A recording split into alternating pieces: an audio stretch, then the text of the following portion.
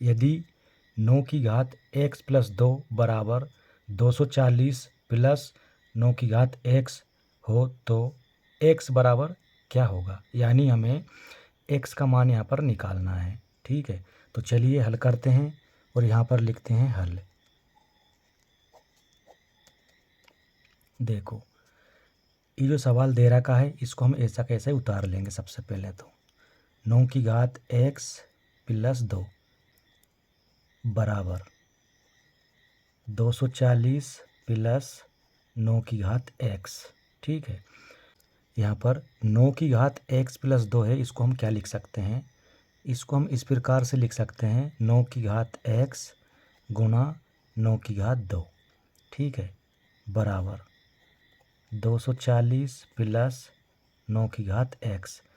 इसको ऐसा हमने किस आधार पर लिखा, तो देखिए घातांकों का एक नियम होता है x की घात n गुणा x की घात m बराबर x की घात n प्लस m।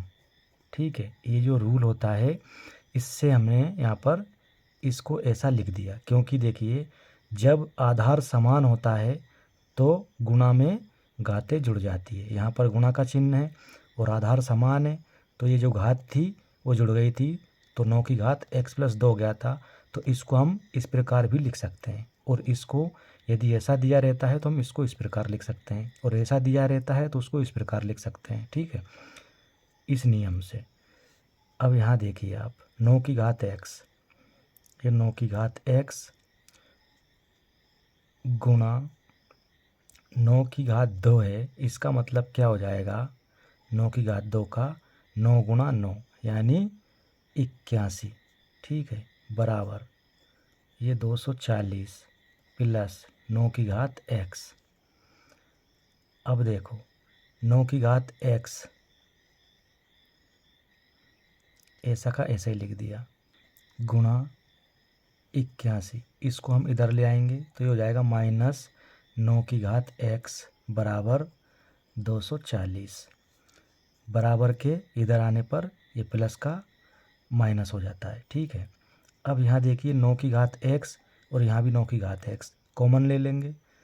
इस प्रकार से ये 9 की घात x कॉमन ले लिया तो यहाँ बचा हमारा ये 81 माइनस ये माइनस 9 की घात x के गुणा में 1 था तो यहाँ बचेगा 1 बराबर 240 9 की घात x ये गुणा 81 में से 1 घटा देंगे तो बचेगा 80 बराबर 240। अब ये गुणा में है, इधर बटे में पहुंच जाएगा, तो 9 की घात x बराबर 240 बटे में आ जाएगा 80। 0 से 0 कट जाएगा, 8 एकम 8 और 8 तिये 24। तो देखो 9 की घात x, ये 9 की घात x बराबर इधर 3। अब यहाँ पर जो 9 है इसको हम इस प्रकार से लिख सकते हैं 3 पर घात 2 और ये पावर x यहाँ लगा देंगे बराबर ये जो 3 है इस पर कुछ नहीं है तो घात 1 हो जाएगी। अब 3 पर घात 2 और यहाँ पर होल पावर x दे रखा है तो इसको हम क्या करेंगे 3 पर घात 2x लिख देंगे बराबर 3 पर घात 1। ऐसा हम इस आधार पर लिख सकते हैं। देखो एक नियम होता है, यदि x की पावर n है और इस पूरे की पावर m है तो हम यहाँ पर इसको लिख सकते हैं x की पावर n गुणा m। ठीक है, इस आधार पर। अब देखो क्या होता है, जब यहाँ पर आधार समान होते हैं और बीच में बराबर का चिन्ह होता है तो जो घात होती है वह भी आपस में बराबर हो जाती है। तो यहाँ से हमको मिलेगा 2x बराबर 1। ठीक है, ये तो यहाँ पर x बराबर हो जाएगा 1 बटे में 2।